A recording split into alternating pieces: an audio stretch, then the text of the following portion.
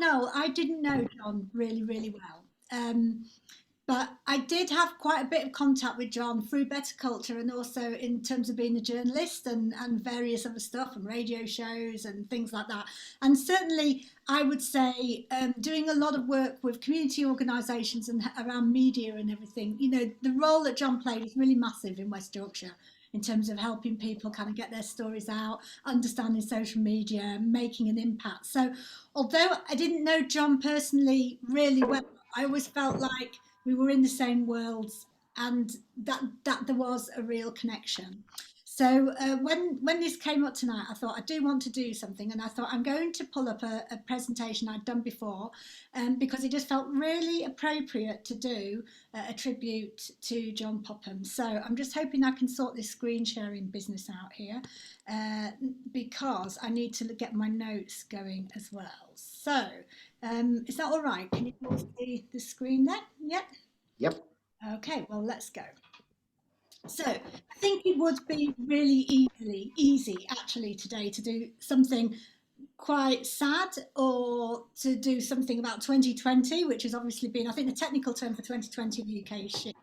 But instead, I'm going to talk about something that can change the world lovely, and that is being nice.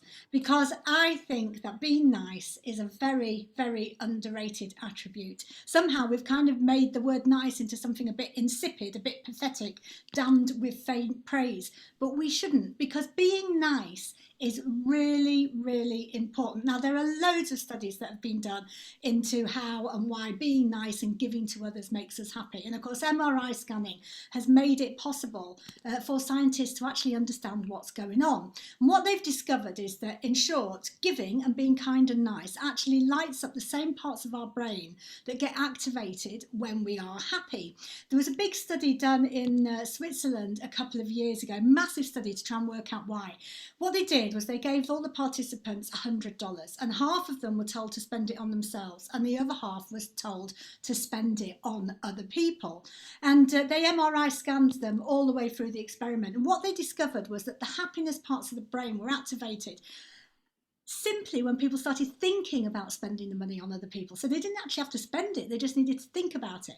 And they also discovered that that group made more generous decisions in other areas as well. So what they discovered was that one bit of generosity led to even more generosity. And the good news for those of us who don't have much cash is they discovered you didn't have to spend a lot. Even small amounts of money actually led to those happiness parts of the brain being lit up.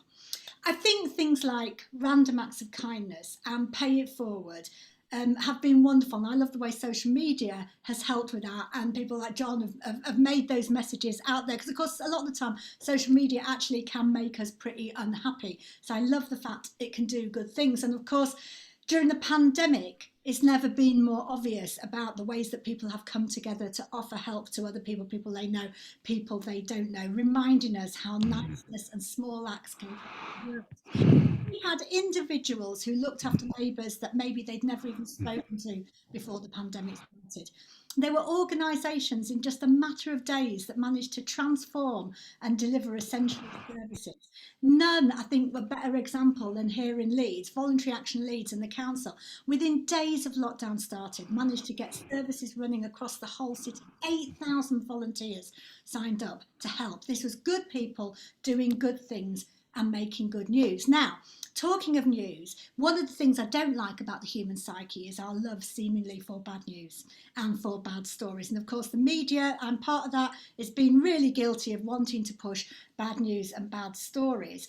I think it's got better through the pandemic. We've got better about that, but there's still a lot of cynicism. This is a quote from Richard Curtis, the filmmaker, talking about why we're so obsessed with bad news. And I think we do need to challenge if we've got that cynicism inside us, because actually we want to say that the world is run on kindness and love. Actually, it is run on that, and we want to have more of that. Certainly, it's something I'm looking to do next year, is putting much more kindness into news and politics work that I do.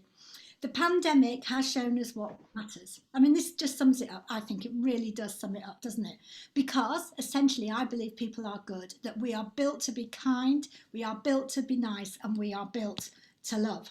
So if any of you are feeling cynical about this, going, oh, it's all very well, even if you just want to think about it from a selfish perspective, being kind and being nice will make you personally happier.